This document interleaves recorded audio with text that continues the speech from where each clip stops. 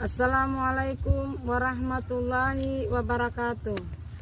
Kepada yang terhormat Bapak atau Ibu dosen penguji kinerja, perkenalkan nama saya Siti Nawati Umasangaji, mahasiswa pendidikan profesi guru PPG, guru tertentu tahap 3, tahun 2025, program studi fikih kelas 7 di LPTK Universitas Islam Negeri Palangkaraya dengan NIM 25426731 Pada hari ini Sabtu 11 Oktober tahun 2025, saya akan melaksanakan praktik pembelajaran dalam rangka penilaian uji kinerja dengan topik alat bersuci pada mata pelajaran fikih kelas 7 di MTS Al-Hijrah Mangoli, Kecamatan Mangoli Tengah, Kabupaten Kepulauan Sula, Provinsi Maluku Utara. Sekian perkenalan dari saya, selamat menyaksikan. Semoga kegiatan pembelajaran ini berjalan dengan baik. Wassalamualaikum warahmatullahi wabarakatuh. Waalaikumsalam warahmatullahi wabarakatuh. Ya, teman-teman, kali ini kita belajar mata pelajaran fikih. Ya, jadi sebelum kita belajar, kita harus berdoa dulu. Sambil pimpin teman-teman untuk berdoa.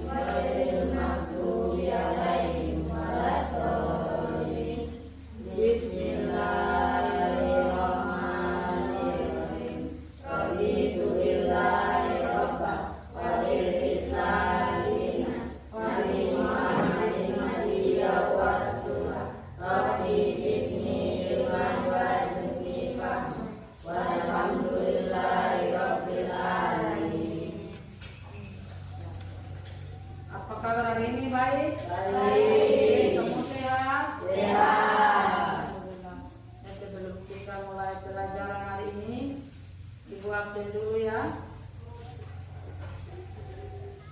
Diva, Faisal, Lila, Irfan, Marlan, sakit, yang sakit ya. Nurfana, Ramadhani, Rian, Rifandi, Sapita, hadir Bu. Sandiago, hadir Bu. Sari, hadir Bu.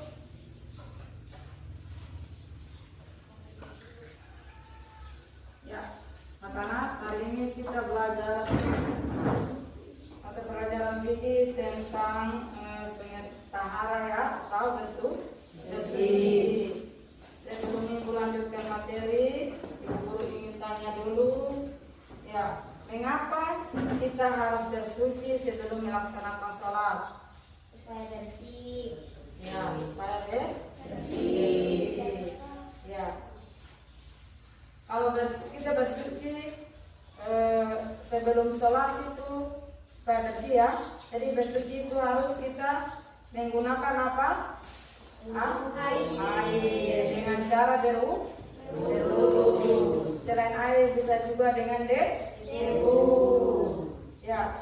Dan bisa juga dengan batu. Bisa juga dengan apa? Ya, itu dalam kondisi tertentu. Ya.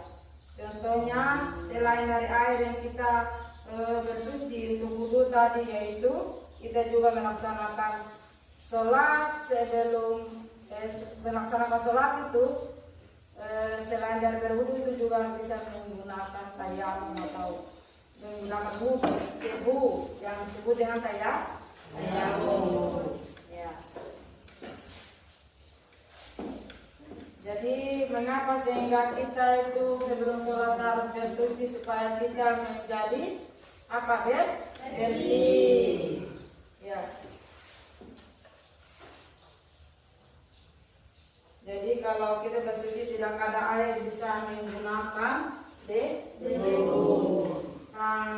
Sebelum mulai Ibu ingin kalian tahu tujuan pembelajaran kita hari ini, ya, supaya kalian paham apa yang harus kalian capai atau kalian laksanakan pada saat sebelum kita melaksanakan sholat, ya.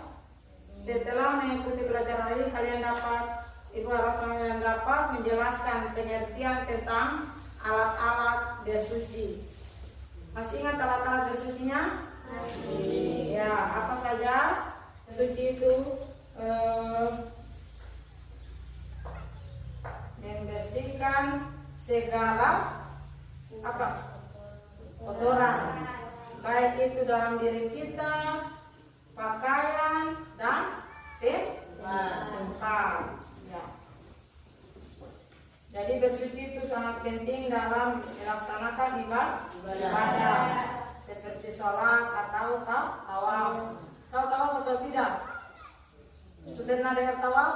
Sudah, itu dalam rukun haji, ya. Ya, kita melaksanakan, ya, orang biasa non tahu orang tua sering melaksanakan ibadah haji itu, toh tawaf itu. Kau pernah dengar toh? Terus selain dari wudu, sebelum kita berwudu tuh kita mau sholat itu apa dulu? Mandi. Mandi habis baru wudu. Kalau di situ tidak ada air untuk kita mandi atau berwudu, kita tayamum, ya. Bisa toh? Bisa. Ya. Seperti dijelaskan dalam Quran surat Al-Baqarah ayat 2 halaman 222, yaitu yang artinya sungguh Allah menyukai orang-orang yang tobat dan menyukai orang yang mensucikan diri. Ya. Yang berikut, kita berwudu itu juga menggunakan air. Air itu juga terbagi atas beberapa bagian. Ya. Siapa yang tahu? 5 bagian air apa saja? Air yang pertama air mutlak itu contohnya seperti air hujan, air sungai, apa lagi? Air laut, ya, air sumur, air mata air, ya, air embun dan air salju. Itulah air mutlak. Selain dari air mutlak ada juga air mustamal. Air mustamal itu air yang telah digunakan untuk bersuci. Ada juga air musyamas. Air musyamas itu air yang terkena sinar matahari, ya, dalam wadah atau tempat yang itu terbuat dari logam. Selain air musyamas ada juga air mutanajis. Air mutanajis, apa tahu air mutanajis seperti apa? Air yang awalnya itu bersih tapi setelah itu terkena kotoran atau najis. Ya. Terus kita lanjut dengan jenis alat bersuci. Jenis alat bersuci itu debu atau tanah yang kita gunakan tadi yang disebut dengan tayamum. Debu dapat digunakan jika tidak ada air atau ada air tapi kalau kita sakit, ya, bisa menggunakan tayamum, ya. Karena kalau kita sakit itu kemungkinan ada juga dokter larang menggunakan air, apa-apa tidak bisa sentuh air. Jadi kalau kita mau sholat, kita bisa menggunakan debu atau namanya tayamum tadi. Bisa mengerti nih? Bisa? Ya.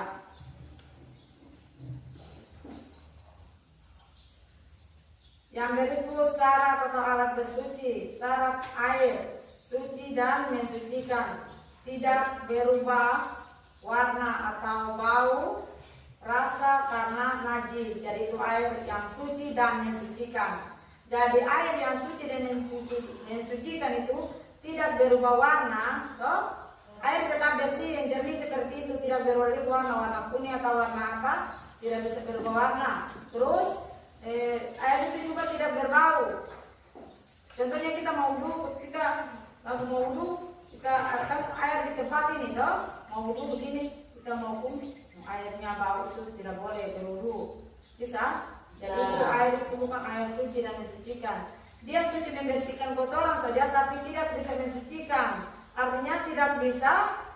Contohnya kita buang air itu, kita membersihkan dengan air itu, tapi tidak bisa untuk berwudhu, melaksanakan sholat, karena air itu bukan air suci dan mensucikan. Kalau mensucikan itu kita bisa wudhu, toh? Ya, jadi terus air itu tidak bisa berubah warna, bau, rasa karena najis. Karena di situ ada najis, jadi kalau air itu tidak boleh kita pakai untuk bersuci. Senang ini? Ya. Yang kedua, untuk debu syaratnya, syarat yang debu ini yang kita gunakan untuk tayamum ini, syaratnya ini, syarat kita menggunakan debu ini. Yang pertama itu harus debu itu harus suci, bersih, ya. Jangan ada kotoran-kotoran di atas itu. Contohnya, kita mau tayamum ini, pas kita mau tepuk tangan di atas debu itu atau di atas tanah itu, ada kotoran, itu tidak boleh, itu tidak dibolehkan, ya, karena itu tidak bersih, jadi tidak suci, tidak boleh kita tayamum di situ. Yang berikut dapat menempel di tangan, artinya habis wudu, habis tayamum itu harus kita begini dulu, ya, kita kasih dulu. Terus yang berikut tidak dari benda najis, maksudnya situ tidak ada najis di situ. Bisa mengerti ini? Itu adalah cara bersuci menggunakan debu. Yang berikut cara bersuci dengan menggunakan air atau wudu, ya. Langkah-langkahnya. Yang pertama harus niat, ya. Niat dan membaca apa? Niat membaca basmalah. Bunyi basmalah bagaimana? Bismillahirrahmanirrahim. Bisa toh? Nah, itu adalah langkah-langkah yang pertama. Yang kedua, membasuh tangan. Toh? Membasuh tangan. Ibu guru bacain nanti, ibu guru tunjukkan videonya juga. Yang ketiga, berkumur dan membersihkan. Yang keempat, membasuh wajah. Yang kelima, mengusap kepala. Yang keenam, membasuh kaki. Dan yang ketujuh, membaca doa setelah berwudu. Ya, sebelum itu tadi ibu penjelasan tentang berwudu, ya. Ibu jelaskan duluan, nanti kita simak videonya, ya. Itu tadi yang berwudu. Sekarang tayamum, ya, tayamum. Langkah-langkah tayamum. Yang pertama harus niat dan membaca basmalah. Sudah bisa ingat tadi bunyi basmalah tadi? Bagaimana tadi? Ya, bismillahirrahmanirrahim. Yang berikut, yang kedua, menepuk tangan ke debu suci. Yang ketiga, mengusap wajah. Yang keempat, mengusap kedua tangan sampai pergelangan. Yang kelima, membaca doa setelah tayamum. Ya, berikut kita, ya, sebelum itu ibu jelaskan dulu, nanti baru kita lihat videonya, ya. Ya. Terus hikmah dari bersuci dalam Islam yang pertama, kita harus menjaga kesehatan fisik dan mencegah dari penyakit, karena kita sudah bersih tadi toh, karena kita dijauhkan dari penyakit. Yang berikut, membersihkan jiwa dan hati. kita sudah berwudu tadi, terus kumur-kumur apa yang kita ucapkan. Nah, kita kumur-kumur tadi, semoga apa yang kita ucapkan salah tadi jatuh dengan air supaya kita jangan bawa dosa yang atau hati yang tidak bersih dalam kita sholat nanti. Bisa? Yang berikut, melatih kedisiplinan dan kebersihan. Yang berikut tadi syarat sah ibadah. Yang berikut mewujudkan lingkungan bersih. Yang berikut mengingat bahwa Allah mencintai kebersihan. Ya.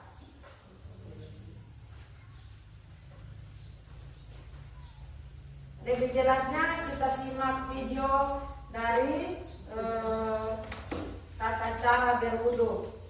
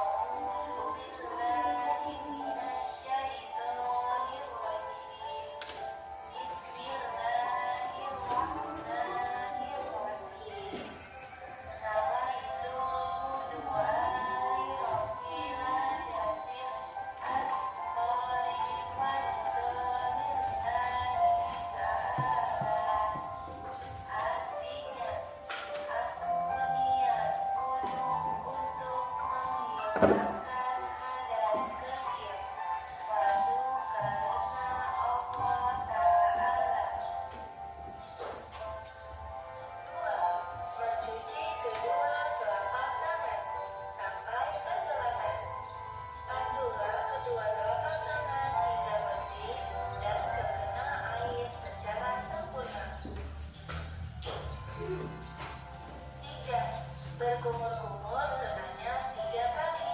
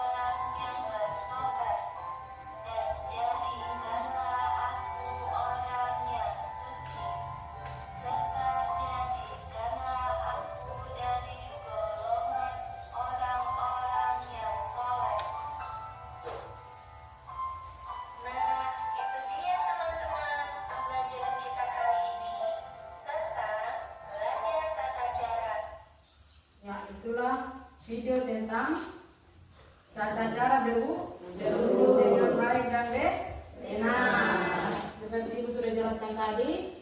Yang tadi juga Ibu sudah jelaskan tentang tayamum ya.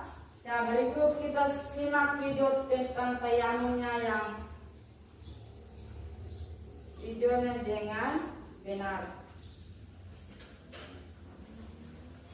Bismillahirrahmanirrahim. Assalamualaikum warahmatullahi wabarakatuh. Kawan-kawan, kita belajar tata cara tayamum yuk. Pertama, membaca basmalah. Selanjutnya, meletakkan kedua tangan di atas debu yang bersih dan suci. Mengusap muka dengan debu atau tanah sambil mengucapkan niat. Bismillahirrahmanirrahim.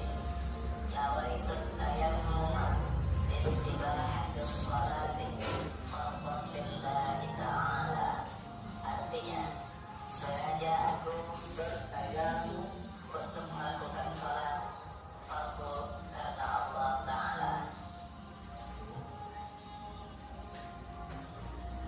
Meletakkan kedua tangan di atas debu yang berbeda untuk diusapkan ke kedua tangan sampai siku.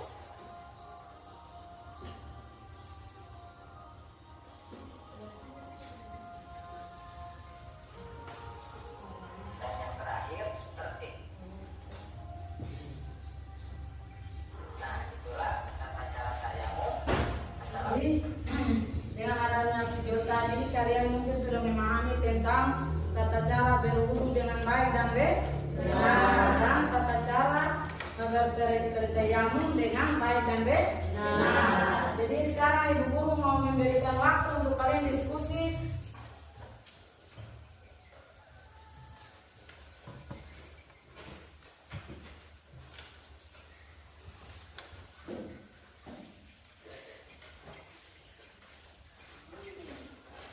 Silakan kalian berdiskusi bersama teman-teman, menanyakan hal-hal yang tadi yang sudah kita nonton video bersama tentang bersuci menggunakan air dan menggunakan debu.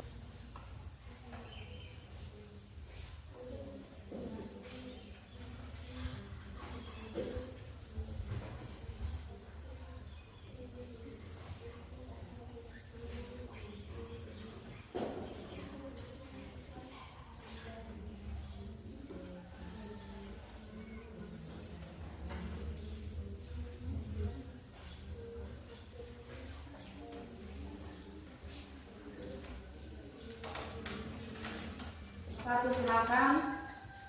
Assalamualaikum warahmatullahi wabarakatuh. Waalaikumsalam warahmatullahi wabarakatuh. Kami dari kelompok 1 akan mempresentasikan hasil diskusi kami. 1. Kebersihan penting dalam ajaran Islam karena merupakan syarat utama untuk beribadah. Seorang muslim tidak sah sholatnya tanpa bersuci. Terlebih dahulu selain itu, kebersihan juga mencerminkan keimanan dan akhlak seorang muslim. Dengan hidup bersih, seorang menunjukkan ketaatan kepada Allah serta menjaga kehormatan dirinya di hadapan manusia. Dari aku kepada kelompok 1. Sebelum Ibu Guru persilakan kepada kelompok 2. Ibu Guru ingin menjelaskan dulu tentang kelompok 1 tadi ya, sudah presentasikan hasilnya. Ya, jadi kebersihan dalam Islam, kenapa sampai kebersihan dalam Islam itu menjadi penting? Karena kebersihan memiliki kedudukan yang sangat penting karena beberapa alasan. Yang pertama, bagian dari iman. Ya, bagian dari iman itu kebersihan bukan hanya sekedar perilaku saja, tapi juga bagian dari integral dari keimanan seseorang muslim. Ya, Rasulullah SAW bersabda bahwa kebersihan adalah sebagian dari iman.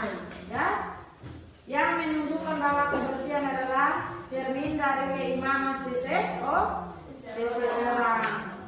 Ya, contohnya salat tidak sah tanpa berwudu atau bersuci terlebih dahulu ya. Jadi wudu duluan baru kita melaksanakan sholat. Mengerti? Bisa. Ya, ini menunjukkan bahwa kebersihan adalah fondasi penting dalam menjalankan ibadah. Ya. Yang berikut lagi syarat perintah Allah Subhanahu wa taala yaitu mencintai orang-orang yang bersih dan mensucikan diri. Jadi Allah Subhanahu wa taala mencintai orang-orang yang bersih dan mensucikan diri ya. Yang berikut menjaga kebersihan juga itu sebagian dari menjaga kesehatan. Islam sangat memperhatikan kesehatan umatnya. Dengan menjaga kebersihan, seorang muslim dapat terhindar dari berbagai penyakit. Jadi kalau kita bersih itu kita jauh dari penyakit. Ya, bisa mengerti ya? Bisa. Itu dari kelompok 1 yang tentang bagaimana pentingnya kebersihan dalam Islam.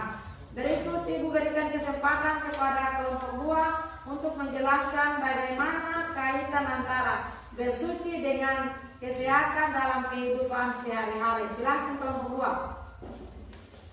Assalamualaikum warahmatullahi wabarakatuh. Waalaikumsalam warahmatullahi wabarakatuh.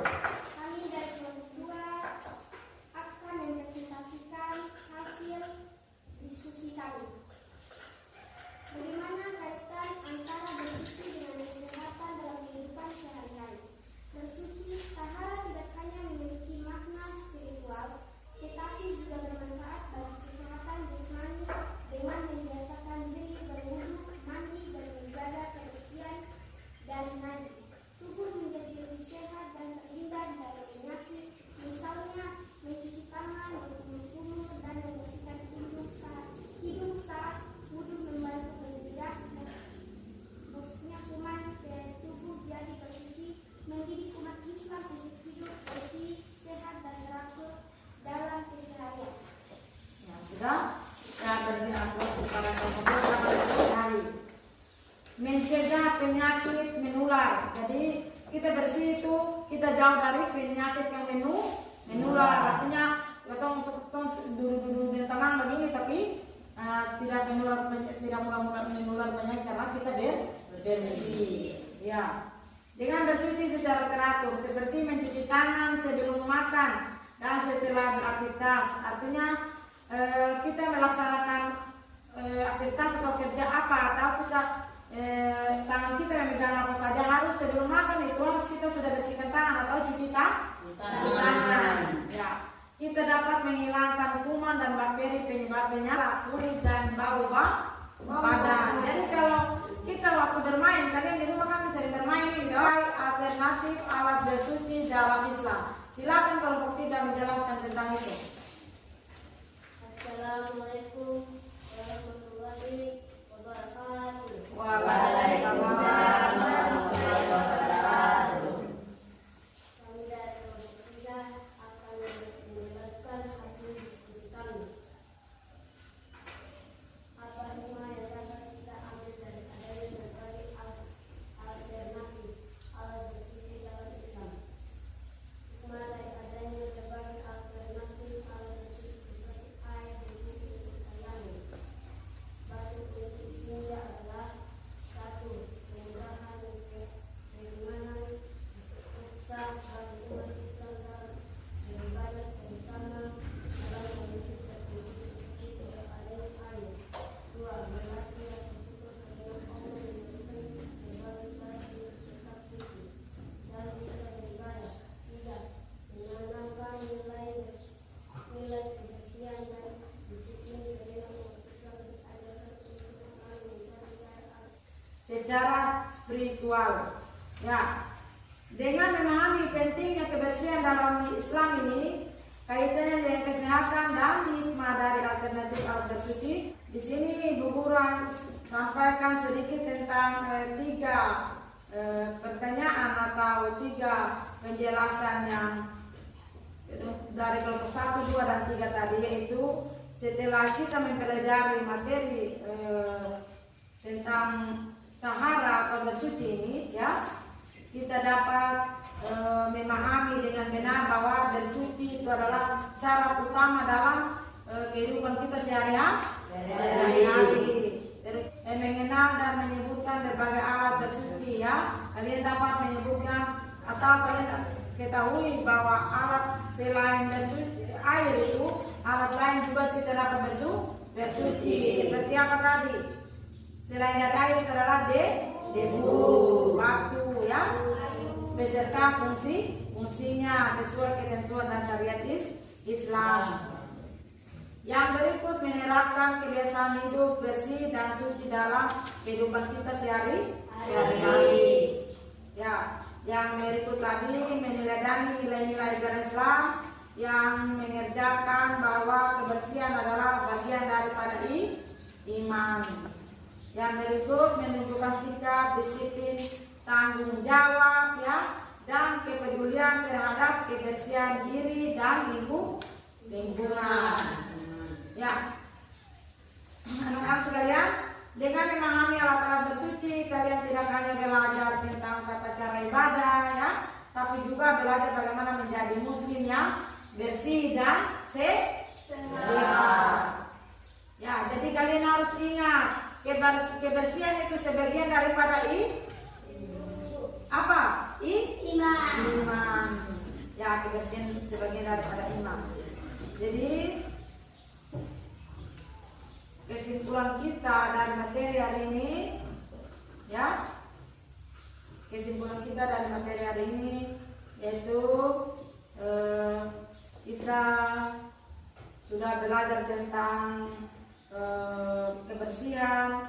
Jadi kita telah mengetahui bahwa alat-alat yang bersuci juga kita sudah tahu, ya. Jadi ibu harapkan kalian itu bisa terapkan ini dalam kehidupan sehari-hari, ya. Terus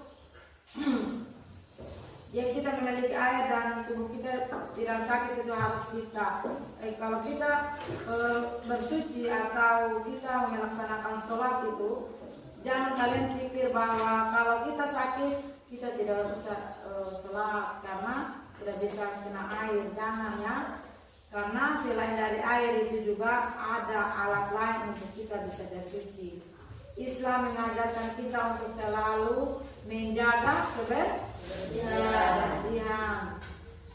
Yang kedua, alat bersuci yang disesuaikan dengan keadaan, ya, yaitu air untuk berwudu dan debu untuk berapa? Bersuci. Namanya apa itu? Ya, sebelum kita menutup materi ini kita berdoa dulu, ya. Berdoa dimulai, ibu yang pimpin. Bismillahirrahmanirrahim. Alhamdulillahirabbil alamin. Arrahmanirrahim. Maliki yaumiddin. Iyyaka na'budu wa iyyaka nasta'in. Ihdinas siratal mustaqim. Siratal ladzina an'amta 'alaihim ghairil maghdubi 'alaihim waladdallin. Ya, dengan berakhirnya doa tadi, berakhir pula materi kita pada hari ini. Semoga apa yang disampaikan tadi bisa bermanfaat bagi kalian semua, ya. Mungkin itu saja. Wassalamualaikum warahmatullahi wabarakatuh.